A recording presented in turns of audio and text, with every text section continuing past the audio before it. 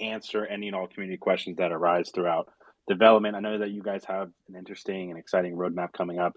I'll give you guys a chance to talk about that. But to kick things off, Chris, Ryan, I'm not sure who's going to be the primary host from your side, but whoever wants to just go ahead and give a brief introduction to what Castle is and how it started, and just sort of give us the quick spiel, and then we'll get into the questions. Perfect. I'll take care of that one. So Castle is basically an NFT project. It's an NFT project based on artwork by Cepheus, which is Ryan, which is an enormous sort of artwork. It's about 1 meter something by about 80 centimeters. Took him over 2 years and 19 sort of fine line of pens to create. Incredibly beautiful, intricate sort of artwork. And what we're doing is we're using that to basically get a bit of gamification going. So we're playing a game that you play just with NFTs. So what we've got is we've split that into 25 different puzzle pieces. And what we're looking to do is have people mint those puzzle pieces. They'll get one at random. And to complicate things, we've got a few different rarities across there as well. So you can get sort of a gold, a silver, a bronze, or an iron version. And what we'd like people to do is basically try and collect all 25 pieces of the puzzle. And it'll show up on a website, which will show sort of, what you've collected, sort of like a half filled in puzzle. And you can buy those other sections off other people. So, swap, trade, bargain and such. With the idea being that we're trying to collect the full piece, of which there'll only be 800. So there'll be 20,000 pieces all up. But once you put them all together, 800 full castles, castle NFTs. And to make things interesting, to make it a bit of a game as well, we've put up some prizes as well. So we'll have it locked into a contract. So when someone comes along, if they're the first person, for example, to get that gold castle, they will go in, they will lock those pieces into a contract that Julian's written. It will then lock them, release the full NFT. And if the prize is there, if you're the first person to do it across those different rarities, you'll get prizes. So gold there, for example, is going to get 50,000 in USDC, which will be released when they do that as well, which is really exciting. And we're hoping what that'll do is really incentivize people to swap.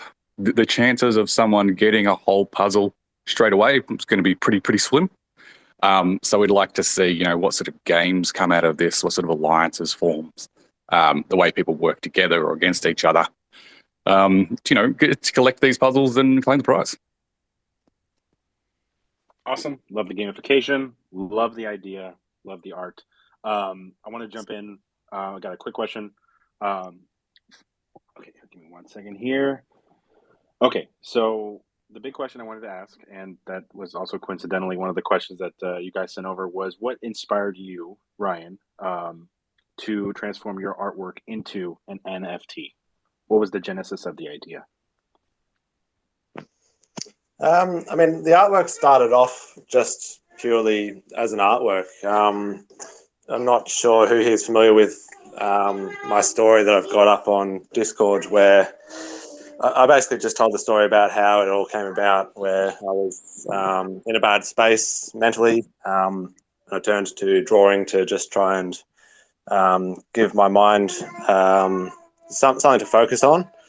And so a large-scale project of just mind-numbing repetition worked really well. Drawing probably, I don't know, there must be hundreds of thousands of bricks in there.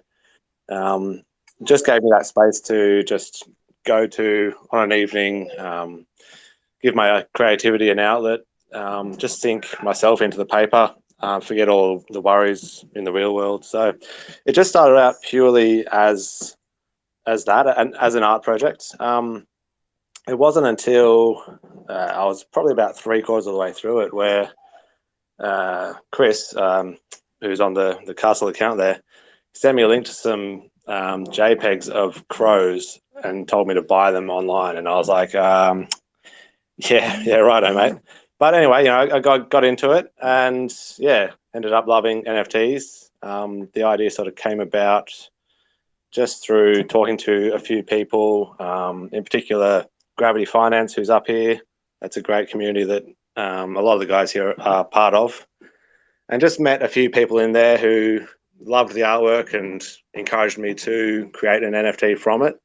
and also just supported the beginning of the project, and a lot of all the founders really are from Gravity. So yeah, it just kind of came about that way. It wasn't, it didn't set out to make money from it or anything, but yeah, I mean, if we can turn some profits from art through NFTs, then yeah, why not? It's an exciting space to be part of, really.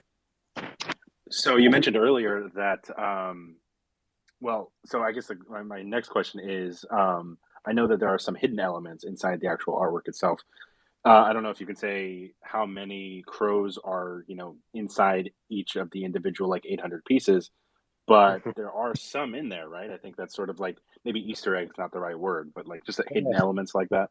Oh, there's loads, yeah. I mean, the crows question from Jason, we've got a competition running where if you can identify how many crows are in there when you mint the full thing, then you win some of those crow NFTs from the your Crazy Crows Chess Club.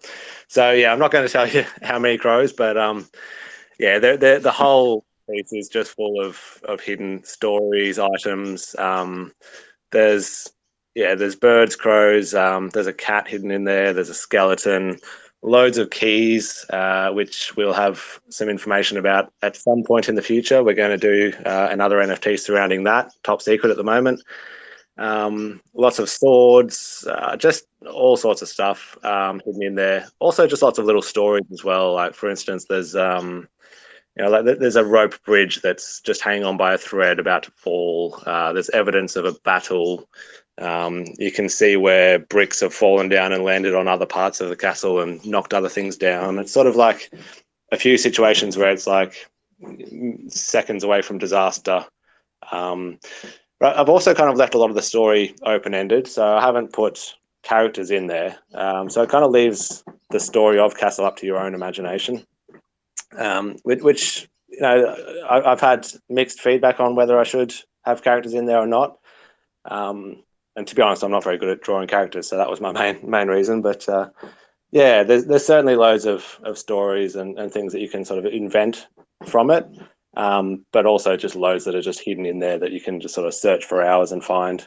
And I've forgotten what they all are, to be honest. I love that. I think that's really cool and unique too.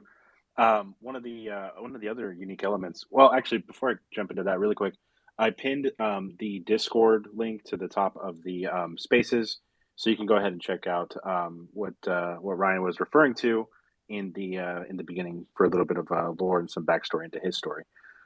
But moving forward, one of the more unique visual elements and really just like the overall branding of Castle is the puzzle element. What like I think I have a pretty clear idea of the art inspiration behind the actual image, but where did the puzzle element come from? Why did you decide to go that route? It was yeah. I'll mention it just quickly, and then you can jump in, Chris. I mean, we love PFP NFTs in general. We've all got loads of them, but we just felt that there was a new direction that NFTs could go, and we wanted to do something new, something different, something that encouraged a bit of gamification and trading and swapping. And the artwork really just lends itself to being a puzzle. I've got an actual puzzle in the works at the moment. I'm talking with a couple of producers at the moment to get the real puzzle out there. So yeah, that was the main reason. Chris, do you want to add anything to that? Yeah, I just want to jump in and say, look, it was something that came up. So Ryan and I obviously were talking about NFTs once we'd sort of gotten into the space. I was in lockdown here in Melbourne with not much to do. So it was one of those late night chats. We were talking about NFTs, what we liked, looking at the ways they were sort of moving. There were people using them for different things, reading, or you've got the mutagens and all that sort of stuff. Looking at gamification and the way people use those NFTs. So you've got people that using NFTs to denote something within a game. You might get a ship or something like that. But we hadn't seen anything where there's a game that's played just with the NFT that you mint. And we thought, okay, well, this could be fun. What could we do here? And And strangely enough, even though Ryan's got this artwork castle that leads itself so easily to being a puzzle, it wasn't the first thing that we discussed. So we actually had a few different ideas that we sort of threw around for a while that weren't puzzles. We're completely sort of different projects that were played with NFTs and had that gamification, but we were going a completely different sort of direction to begin with. And then Ryan reminded me, he said, oh, well, I've got this artwork. And we looked at it, and immediately we looked at it and said, well, this could be a puzzle. I mean, I don't think I've ever seen a piece of art that so easily lends itself to being something as that one does. And we looked at that and said, look, this is the way to go, and sort of forged ahead in that direction. Gotcha. So it came from a very creative place. Okay. The next question I had was, it mentioned a little bit earlier, you had mentioned a little bit earlier, but are you guys going to be using any of the given blockchain data to figure out who to give the first collector's prizes to, for anyone who collects, NFTs of each rarity type? So yes, so the way it's been worked out is it's on the contract that Julian's written. So when you're going through collecting the pieces of the puzzle, which will show up on the website, so you can look at it, think of you're looking at a piece of puzzle, you've got some parts missing, it'll show the pieces that you've got, the pieces that you're missing. The idea is you can click into blank spots, which will take you at this point through to OpenSea. So you can say, I need this piece, click on it, look for other parts that other people may be selling.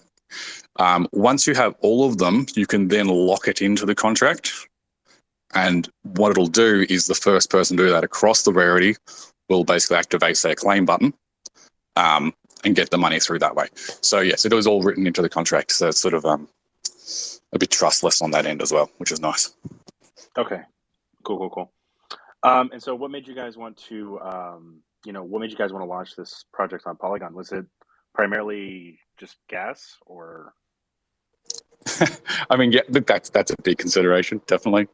I think one of the biggest issues with NFTs at the moment is those gas. I remember getting up at, ungodly hours because, I'm based in Australia and nothing launches in Australian time. And, playing these games and these gas wars and these sort of failed transactions for Thing on F, and it got, incredibly sort of frustrating. So yes, that is a big consideration. The other thing with gas is I find it almost like a barrier to entry, or so sort of prohibitive for people who may not already have, $150, $200 to throw away on gas, right? So by doing it on Polygon, we can have people basically mint several pieces for the price they'd usually pay on gas, right? Which is amazing. And because we want people to trade, swap, sell, we want lots of transactions in there. Again, Polygon so easily leads itself to doing that because the gas is cheap. There's more around it as well. I mean, you've got, that OpenSea integration with Polygon, which is fantastic. But I think the biggest thing is most of us actually met in that Gravity Finance Discord, where we still spend a lot of time. We already spend so much time in the Polygon ecosystem with that project and others. It can come down to being something as simple as, I hate changing networks. I already spend all my time on Polygon. Why would I want to move? But there's just so many things. And I mean, there's obviously, even the fact that Polygon has been able to support us in different things and hoping these, posting these spaces. There's a million different reasons.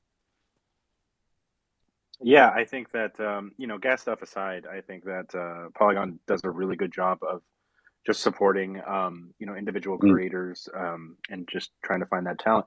I know that we have the Polygon Alliance Twitter account here. So I wanted to ask what kind of projects are, what names of projects are you guys excited about in the Polygon ecosystem? Who do you guys like? Oof, that's a lot, isn't it? Oh, yeah. I mean, in Polygon Alliance, we've got so many sort of projects going in there. And a lot of them, I guess, are those sort of grassroots sort of stuff. And it's really community-based, which is one of the things that I've noticed that Polygon sort of has. Everyone's so eager to help and support, host spaces for each other, chime in, talk to each other about other projects they've sort of seen that are exciting. So there's heaps in there. So obviously we've got, there's the Beluga Bay stuff in there. You've got on the bigger end, there's a one called Sky Weaver, which we haven't gotten to the Alliance yet, which is a trading card game. Looks really cool. I actually found that one. I think you guys tweeted out about it ages ago.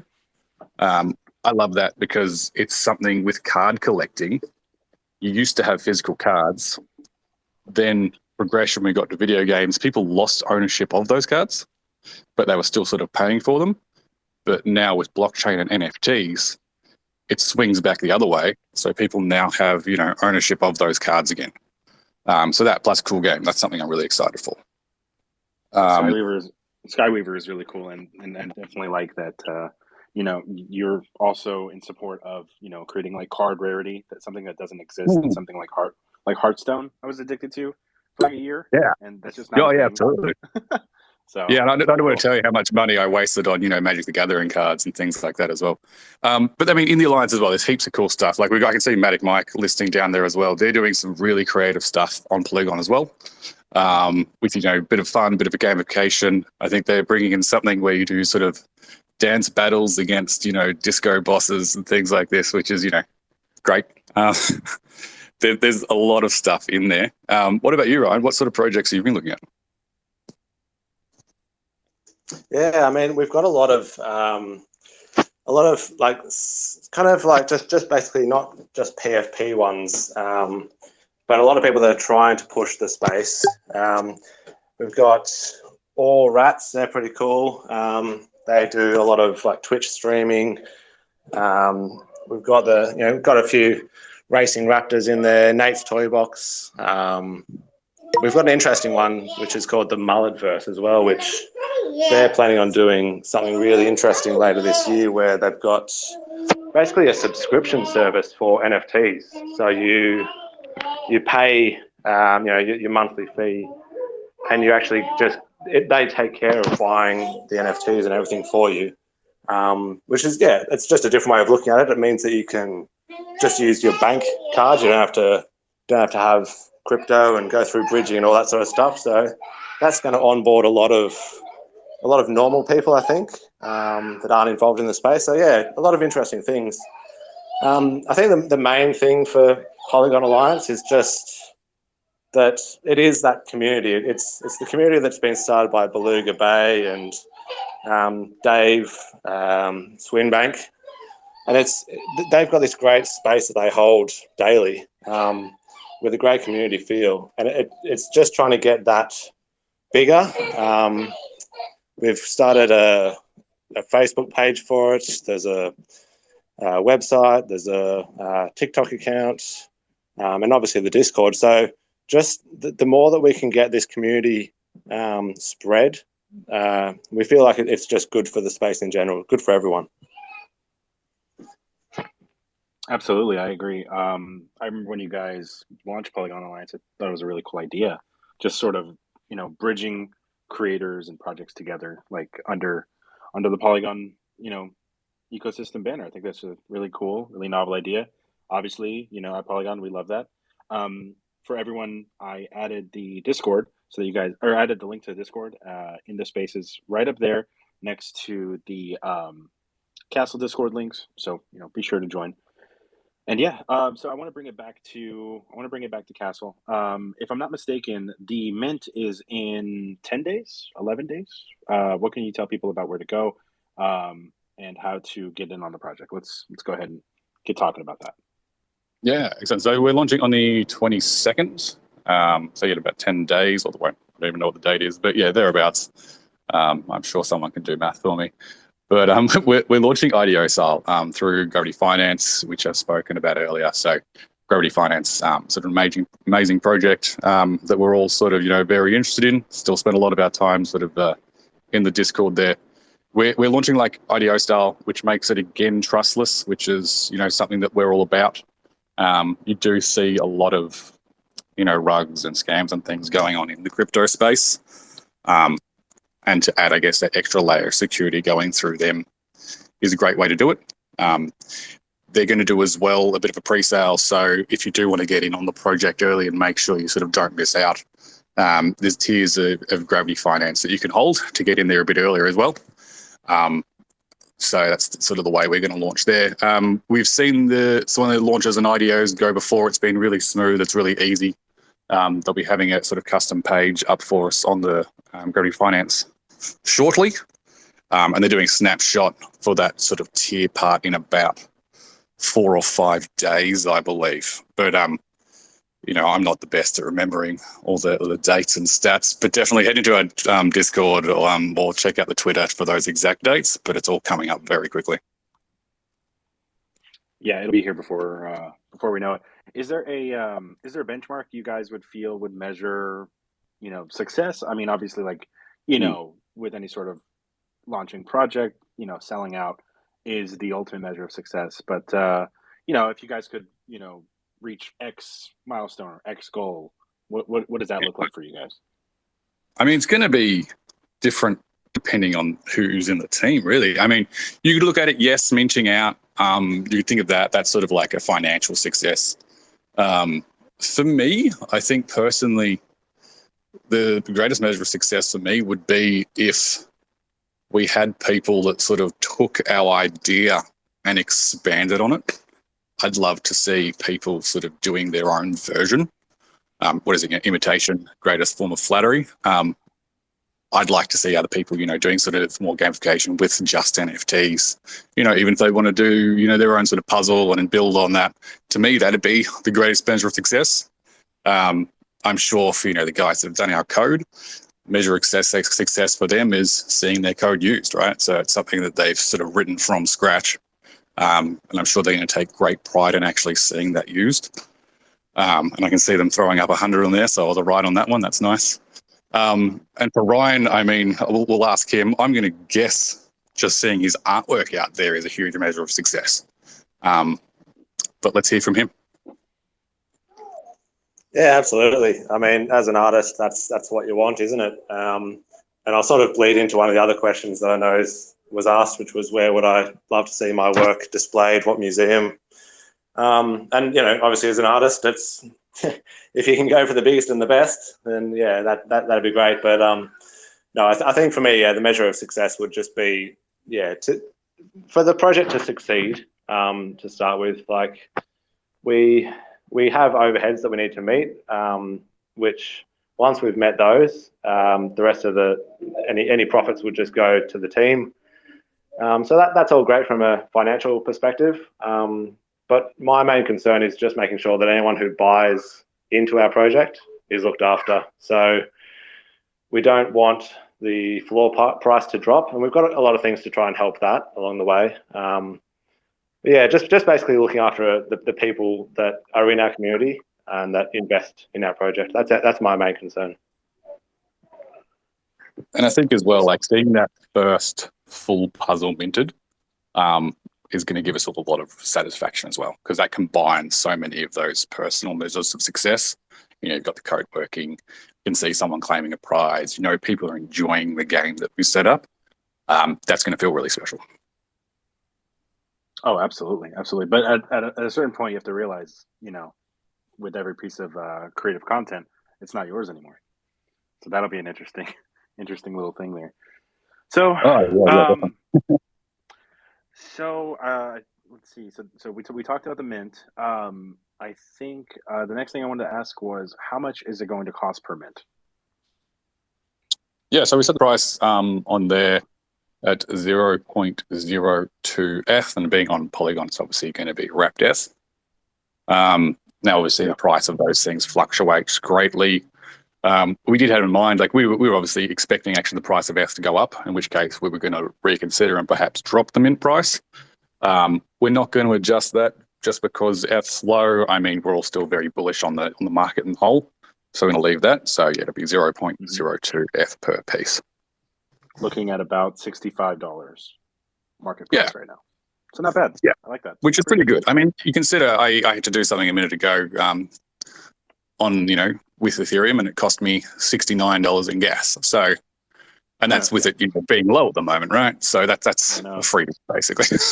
I keep having to drop like $250 to $300 like per mint. Oh, it's awful. I know. Yep. Okay, And I mean, that's one of the so things we wanted yeah, to do, right? go ahead. Because we really wanted to make it as easy as possible for people to play the game. So not have to waste that money. They can get in, hopefully we'll get people, this is their first NFT. So yeah, looking forward to that.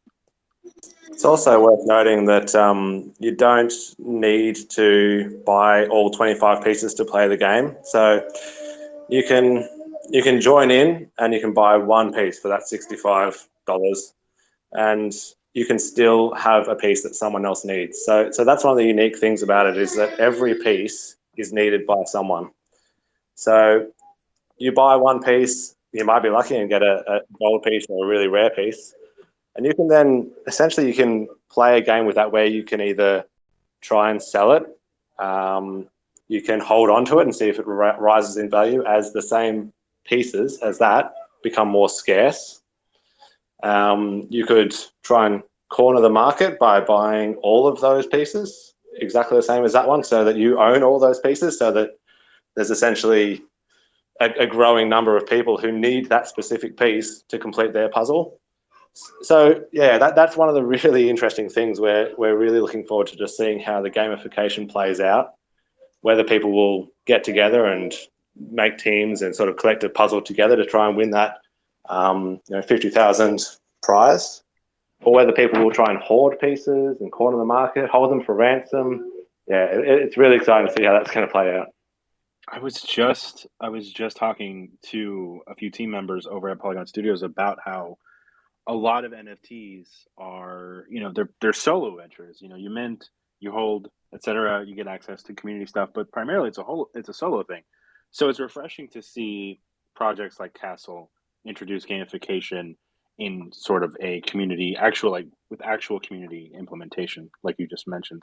I think that's really cool, and I think that's pretty novel. So Yeah, and I hats have off. seen some sort of alliances forming. There's people who are going to maybe set up, for example, a Gnosis safe and have a few signatories and try and do it that way as well and work together. So yeah, really, really interesting to see how it plays out. That's how the community should work. I think that's really cool. Kind of an abstract question, but it's a good one to ask after we measure the success of the project. But is there a Castle 2 in the works? Good question for Ryan. Yeah, I have bought 2 more pieces of paper just the other day. At the moment, I don't have any time to start them, but yeah, very soon I will. I've drawn up a sketch of what Castle 2 would look like if I decide to go down the same path. But I'm also the kind of person that I quite like to do something different. So I might do something else. I'm not sure, but yeah, it'll certainly be something interesting and time-consuming and laborious. I don't really do quick and easy art. I do things that take a long time. It does look really intricate, just from a visual perspective. But I was gonna. So basically, it's like a 90% certainty that it's going to be something medieval, right? That's kind of the mood you're in right now. Yeah, I mean, I'm good at drawing this sort of medieval brick style. I'm like I said earlier, I'm terrible at drawing people, animals, characters. So yeah, it'll be something within my within that existing realm, I think. If not medieval, then maybe even a little bit more sort of Escher style, where it's that sort of optical illusion, stairs, and things like that. That'd be quite cool. I've got a few ideas around that. I am going to relinquish some control to Robert. Looks like he wants to jump in. So Robert, it's all you. Sure. So just to add to what Seth and Chris just said, but there is a lot of space with Castle as an artwork to collaborate with other artists. As Ryan was saying, the entire artwork is devoid of characters. So if there is a project out there that we spot that does really good work in terms of taking an existing landscape or some other piece of art and working in their artwork into it, there is a lot of space for us to do kind of like a Castle 1.5 where it's Ryan's original piece. Maybe we work with like a street artist who does a graffiti overlay of the castle, things like that. are certainly some things that we're looking at, because we believe in the artwork that Ryan has created, that it's it's beautiful, it's super detailed, it's so much bigger than anything else that I've ever seen on the NFT market, that there's room to work with other people that can kind of add an interesting touch or spin. And beyond that as well, with all of the different elements that have been hidden within Castle itself, we don't foresee Castle being complete, so to speak, for some time now. There are so many other avenues that we have yet to explore that we think will offer a lot of interesting opportunities for people that are already a part of the Castle community and others that we may have not reached the first time around. Are you, sorry, I know you went right back on mute there. Are you saying that, this is something that we should expect going forward from the roadmap, or are there some prerequisites to this Castle 1.5 expansion? I think that would, and I'm maybe speaking out of turn, but I think a lot of that really depends on the artists that we're able to either have approach us. We meet in a Twitter space or something like that, and we make sure that the fit is right. I wouldn't want to commit to anything right now, Yeah. but it is something that I would definitely be looking out for and listening for in the future from either in our Discord or on Twitter. And if you know of somebody that you think would be a good fit with Ryan's artwork, let me know.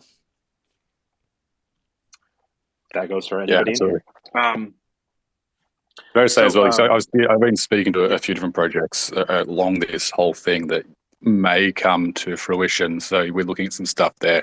Different, even one-of-one type things. We're looking at doing one with another group, which would be just a one-of-one that we'd sort of auction off as a charity drop. So that other project is, very focused on mental health and things like that. So there's a few things that we could look at there, which would be really cool. I personally would love to see the inside of Castle. And maybe there's something that happens on that stage, whether it takes form in, Ryan's artwork, or whether it takes, some sort of other avenue. Maybe we build something in, the quote unquote metaverse that everyone's into. But we've also got lots of ideas lined up that always come back to Castle. So Ryan was talking about at one point, which a bit of a slip, I think. I don't think we'd announced it yet, but keys, right? So we do have other games lined up, but they always come back to holding Castle or holding a specific piece of Castle as well. So with these other projects, as much as we possibly can, we want it to still drive value back to that original piece. Keep that sort of a speculation and things going for the holders there. Absolutely. And for my own curiosity, I was going to ask, I know that we were talking about collaboration earlier. There are a few Polygon projects, projects like Anima and Rift Life that, are pioneering some really cool AR tech. I don't, I was kind of curious, is that something that you guys would consider looking into, or, is that something you guys have looked at, AR technology? And I feel like Castle would, be well suited to that, but, obviously you tell me. Yeah, definitely. I mean, it's definitely something we could look at. I personally haven't looked at it enough yet. I love the fact that stuff's going into that, augmented reality, and it would lend itself quite easily, right? Like you could have the inside of Castle, you could have a gallery, or say a room inside Castle where you could display your artwork, and there's lots of different things you can do there. Just off the top of my head, I'll have to look into those projects. If you could send me some info, I'd love to look into those ones as well. Oh, sure. Yeah, because love it. There's so much that can be done. Absolutely, I agree. I think the thing is, I don't know how to build there. I'm not sure Ryan knows how to build in there. That's going to be our There's challenge. a lot of talent in the AR space right now. Yeah, and it's such a new thing as well. So, you've got people that are talented in there, but they've obviously must have learnt those skills quite quickly, or at least transferred those skills from sort of something similar. So, it'll be really interesting to see what's going on there. Sure. I've only started hearing about AR since 2015, 2016. So, yeah, it's a fairly new tech. So I wanted to ask Ryan really quick. Not to look back on Castle. I know we've asked about Castle 2 and forward projects and Castle 1.5 and roadmap questions. But as far as the actual physical castle, and you don't have to throw out a number if you don't want to, but would you ever consider selling the original piece? Yeah, I mean, I would have said no before I got the prints, but I got the artwork scanned and printed by a great printer here in Brisbane, and just seeing the perfect detail on the prints, it's yeah, I'd be prepared to let go of the original, knowing that I've got these prints because they're just spot on. So yeah, and I don't have a number either, but yeah, it would have to be a little bit, obviously. $20, But yeah, $30. Yeah. I imagine that I imagine that like transportation of it, because I don't know if you, and you can answer this if you'd like, but I don't know if you use like specific like special equipment or stencils or special gloves so that you didn't like blur it or smudge the drawing, because I imagine your hands are just touching that thing constantly, but it also looks very delicate in many ways. yeah, that's right. I mean, this thing, I got it. I drew it on card, so it's quite thick, rather than just regular paper. So it's been pretty tough, but it has survived 2 years, moving from house to house here and there, moving rooms. I've got 3 kids, so that survived any accidents there. It was always in high risk. Um, It yeah, gives it character though. yeah, that's right, exactly. And I always thought, oh, if one of my kids built something on it, I'd just finish it there and I'd call it "Kids Are Assholes" and just leave it at that and present it as art. And I think that, to be honest, I probably would have had more impact in the art world than a completed piece. Um, yeah, now when I'm dealing with the prints, I use gloves.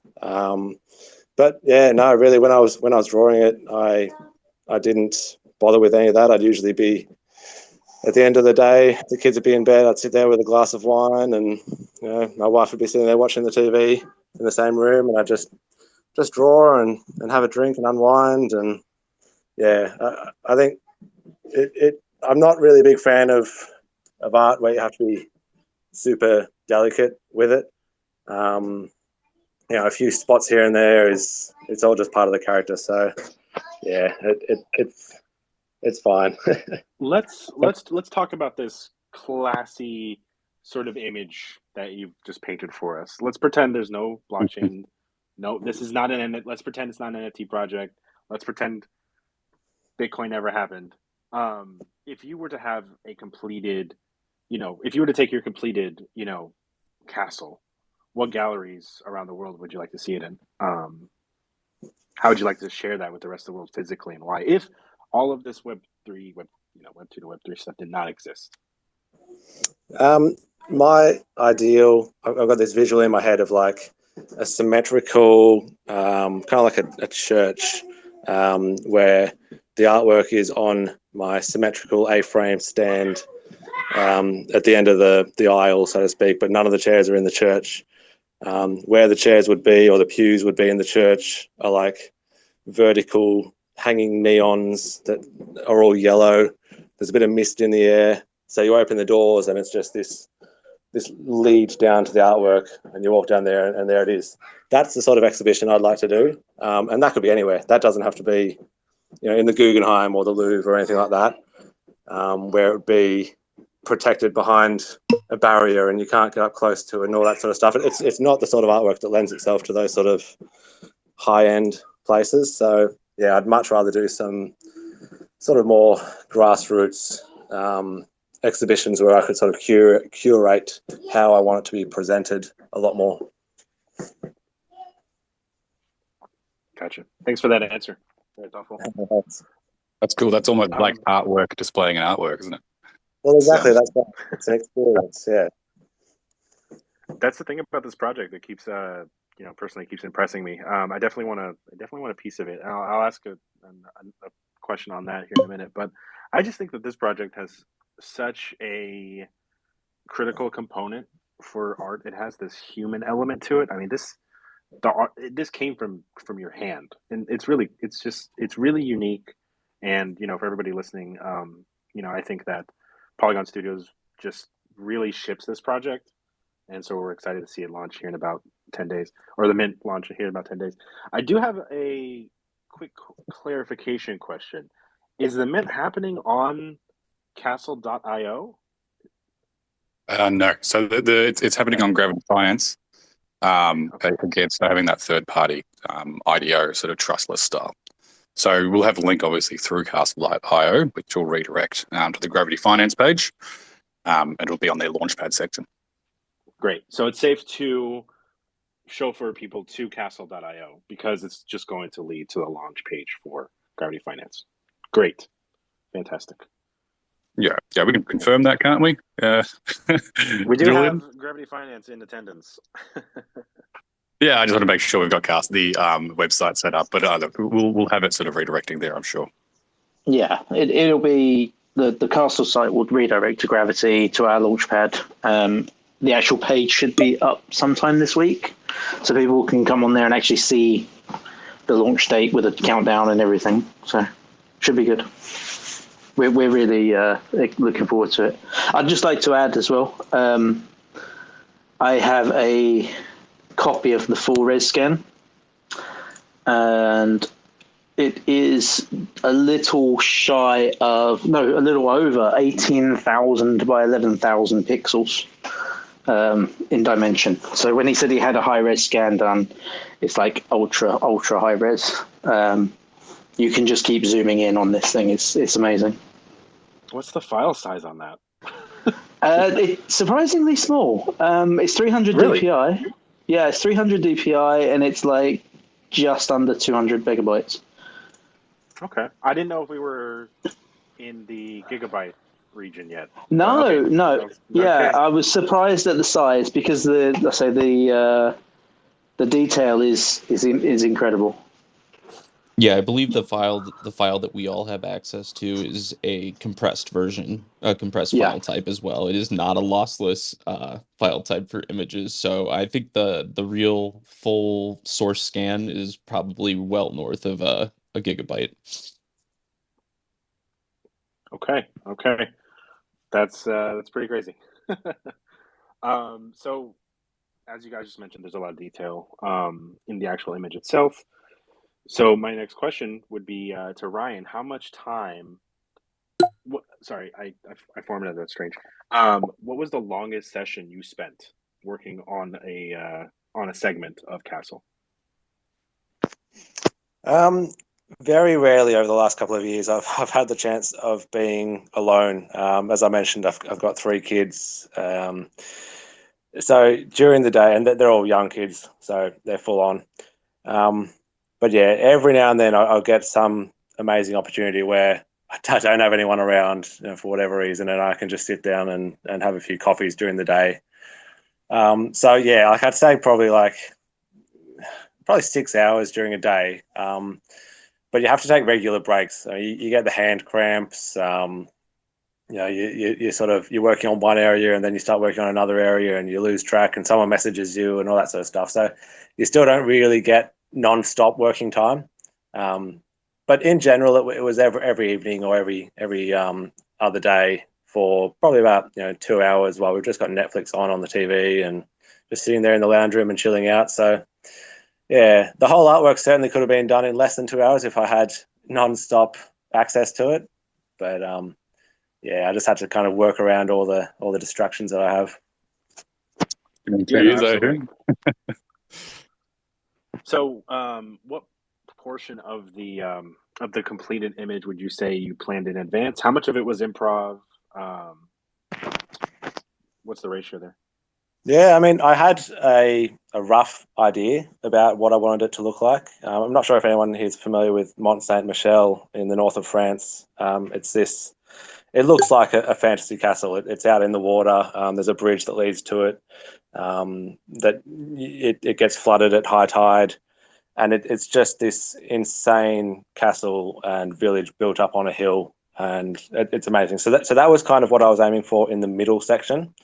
And then around that, the ideas were always kind of evolving. I started at the very bottom in the foreground and just had to sort of work my way back in layers. And when you have such a long time to draw it and to think about it, the idea changes all the time. So I did some pencil work on there, and then I'd sort of rub it out and do something else and just try different things.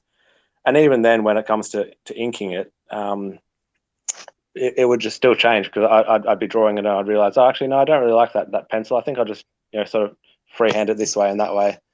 And yeah, so it had a plan, but I'd say probably, well, at least 90% of the original plan was out the window. 90%. Okay. Yeah. Well, I didn't expect that.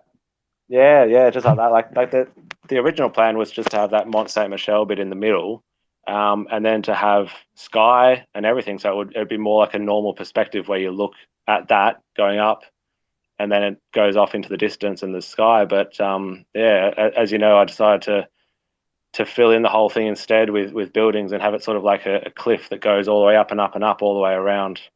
So yeah, I'd say that 90% at least from the original idea, and then it just kept changing. Gotcha. It's a little more improvised than I originally thought, just because of the precise nature of how it looks visually. So Yeah, interesting to hear. yeah. I mean, that's kind of like working with pen. Like in that space, in that headspace that I was, I needed something to focus on really. If you're just using a pencil, you know that you can change things and it doesn't matter. But using a fine liner pen, you can't erase it. It's permanent. So you really have to focus on what you're doing. So you get into this headspace where, you're in the zone really. And when you're in the zone using the pen as opposed to the pencil, you're more likely to get the good ideas about what should come, because you're 100% focused on what you're doing. The zone, the creative zone. Absolutely. That's it. That's very cool. That's it. Well, Ryan, I wanted to thank you for taking the time to elaborate, give really thoughtful, genuine answers to some of the community's questions. So really thank you. Yeah, no worries at all. Yeah, and thank you to all of the listeners and our great community. I can see a lot of our big supporters there, and yeah, great to have you here. Feel free to ask any more questions. Hit me up in the DMs, or join the Discord. We're all very active in there, so yeah, happy to talk about anything and everything. All of the links to either Polygon Alliance's Discord or Castle's Discord are in the Twitter Spaces right above everybody's names. So absolutely feel free to join, and make sure that you take part in the mint that's happening in 10 days. Chris, I want to go ahead and give the proverbial microphone back to you if you wanted to go ahead and do your last plugs, and we'll go ahead and take it down, as it were. Yeah, beautiful. Thanks so much for hosting and bringing this one together again today. Very appreciative of that.